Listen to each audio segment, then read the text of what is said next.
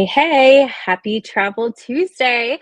My name is Lindsay Dallinger. No, sadly, I am not at Walt Disney World, but this background makes me happy, and I hope it'll make you happy as well. But my name is Lindsay Dallinger, and I want to come in today with a travel tip for you that I was discussing with a coworker who was talking about how expensive flights to Europe are. And I have been realizing this as well. I mean, historically, they're always expensive during peak seasons anyway, expensive relatively speaking, but expect to pay 1,400 to $2,200. I would say our average flight prices I have paid to go to Europe in the summer, which I usually go in the summer because that's time off, right? But I have been looking up flights for potential clients as well, and I want to share a couple hacks on ways to get your flights cheaper. So, the first way, especially if you're working with a travel agent and you are booking a package, specifically like a river cruise or an ocean cruise, a lot of times your cruise companies will offer some sort of bundle that includes the flights. And right now, I am highly encouraging my clients who are doing the river cruising specifically, but also the ocean cruises, the ones that I have found, unless they're doing a stay ahead or a stay behind, that kind of complicates things a little bit. But if you're just going over for that cruise portion, which a lot of people do, to go ahead and take advantage of those supplier prices that are allowing you, okay, this is kind of driving me a little bit crazy. I might have to take the background off, but that are allowing you to, here we go. Sorry, Disney, you got to go. But that are allowing you to bundle your flights with them. So, for example, I was looking up today a river cruise package for a couple who wants to go for their, I think it's 15th wedding anniversary, it might be 10th. I'd have to go back and look, but and they want to go to as many European countries as possible within 10 days. Well, first of all, a really easy way to do that is with a river cruise. But second of all, right now, specifically, I can think of two river cruise companies are having a huge promo if you include air. It's anywhere from $8.99 or $9.99 a person to add it, regardless of the time of year you're going. So, um, this is a huge promo. So, like, I actually emailed them today and I was like, this is definitely something we want to take advantage of if we can, because I also looked for them a land only package where like I planned the hotels, some activities, the transportation between them, usually by train, and flights alone for the time frame they were looking at for next year were anywhere from $1,800 to again like $2,100 a person. So like right there is $2,000 you can save off your trip if you bundle it. So ask your travel agent or ask me about bundling your flights. So that's going to be like hack number one. Hack number two. This is going to be for you if you are booking your own flights. If you're doing your own travel, maybe you're not working with a travel agent, and if you're a little bit more airport savvy, and this doesn't freak you out, but here's a method that I have used before when flights were just crazy price. So when I studied abroad in Peru in 2011, I flew, and I'll explain this process, but I flew from Columbus to Fort Lauderdale on, I forget the airlines for sure. I want to say it was Southwest, it might not have been, but I flew them on like a direct flight there. Then I collected my bag from baggage claim. So I like left, the arrival area, collected my bag from baggage claim, went back up to check in and checked in with another airline, checked my bag in, and then I went through security in the Fort Lauderdale airport to fly Spirit from Fort Lauderdale down to Lima, Peru. And then on the way home, I think I did a similar thing on the way home, especially because on the way home, it really wasn't that big a deal because you have to collect your bag anyway and go and recheck in when you're going through customs. So, like, that's pretty normal practice anyway. So, it basically was just like adding it on the way there as well. If you do this method, I would just encourage that you have enough of a layover time, and or you consider packing a carry-on only bag. So, like, what this could look like, my colleague was going to Austria this summer. So he was saying, I could fly into Austria. I could also fly into Munich, Germany.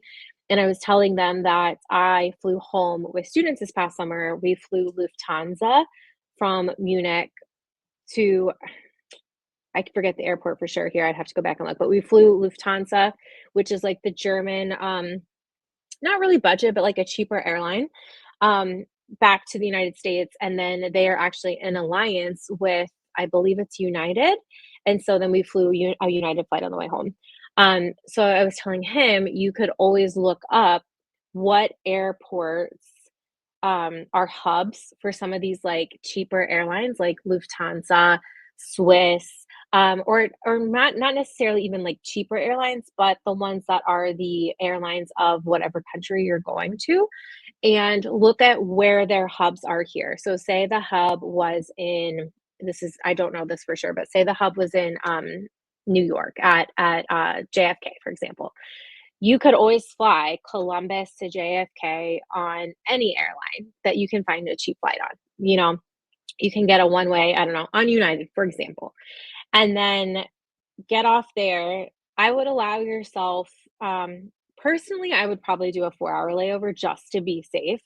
But like a 3 hour layover, grab your bag, go through security again, check it in, and then you will just be on a different ticket for that other flight. And I told him I've done that actually a few times. I know a friend of mine did that as well for Spain because Spain's national airline is Iberia, or one of their airlines is Iberia.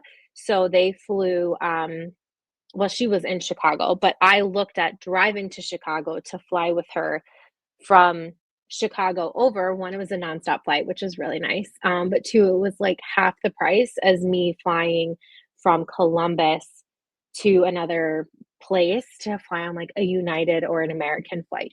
So that's my travel tip for you, especially if you're doing international flights.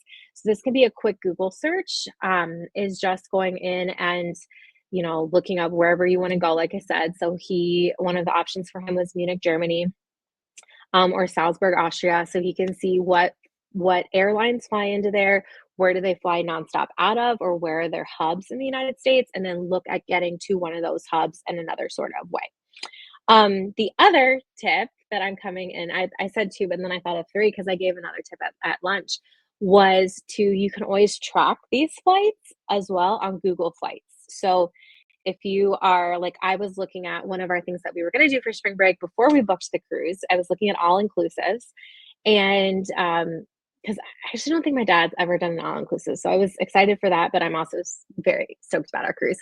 But one of the reasons we decided to do the cruise was because flights to Cancun for the last week in March, the cheapest was $1,500, and it was like 1598, so it was basically $1,600 round trip, no matter which way I did it. So I put on a Google flight alert so that I got an email when a certain flight dropped in price. And the one I was looking for actually was one that was, I think it was nonstop from Columbus. I could be wrong, but I think I wanted the nonstop, or else it was only one stop flight. So I had an alert on it. So then every day, it seemed like I was getting an email.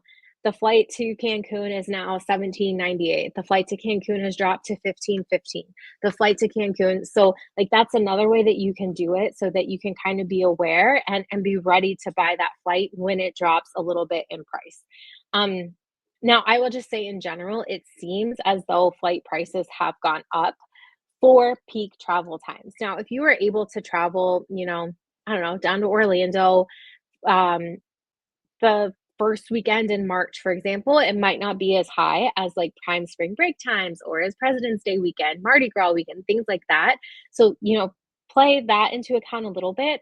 But if you especially are going to be traveling during any peak times, I personally always recommend to buy flights sooner rather than later. So those are my three tips, not to make this too long. One, book with a travel agent. I'm a travel agent. If you need a quote, let me know, but book with a travel agent and ask them about bundling your flights with your package. Tip number two is to consider doing not the same airline all the way through, and to get different airlines based off of what their hubs are, and kind of play around with that and like puzzle piece that a little bit. And then tip number three is that you can always do that Google Flights alert for flights that you are particularly interested in and be ready to buy when they drop. Because literally, it was like I was getting emails every day or every other day for these flights because flight prices change so often. And that's the thing that makes it also difficult if you are a travel agent dealing with flights, is like you have to almost tell your clients like, it could be arranged. And like if we don't book this, like this quote is literally good for like this second.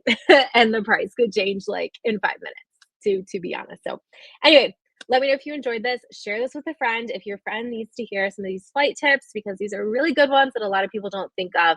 And let me know if I can help you in any way with your travel dreams. Bye, friends.